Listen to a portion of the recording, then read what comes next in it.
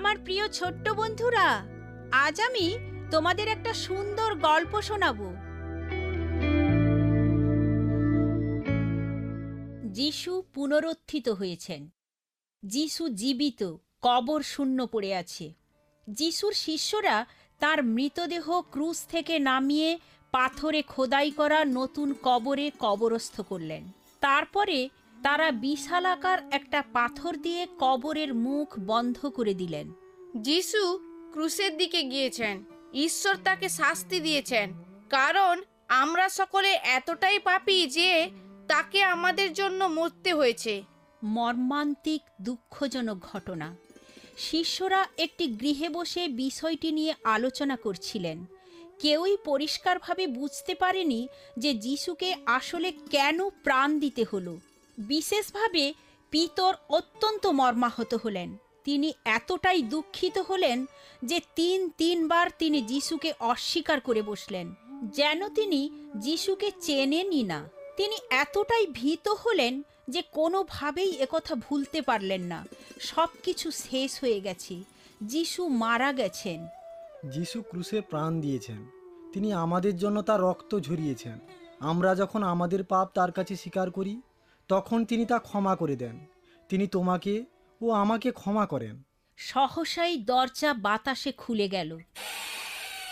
তিনি জীবিত। যিশু বেঁচে আছেন। তিনি আর কবরে নেই।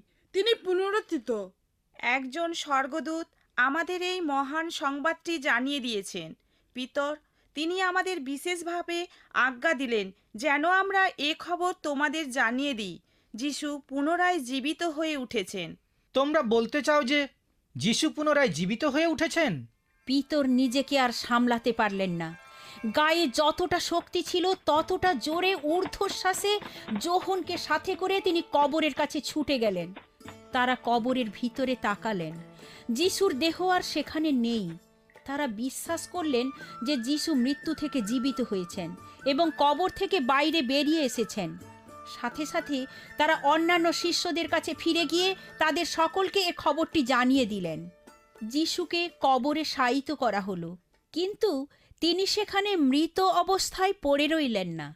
পুনরুত্থানের লগ্নে তিনি পুনরায় জীবিত হলেন, জেগে উঠলেন। হালেলুইয়া! তোমার জন্য ও আমার জন্য হালেলুইয়া! তোমার জন্য আর আমার জন্য, শিষ্যদের জন্য ও পিতরের জন্য, যারা ব্যর্থ ও যারা হাজার অপরাধী তাদের সকলের জন্য যিশু আমাদের জন্য প্রাণ দিয়েছেন এবং পুনরায় জীবিত হয়ে উঠেছেন। বাই বাই ছোট্ট বন্ধুরা, আমি অতসী। তোমাদের প্রশ্নের উত্তর পেতে চিঠি লেখো। অল ইন্ডিয়া মসি জামাত, postbox number 6079, west Patel Nagar, new Delhi 110008, India.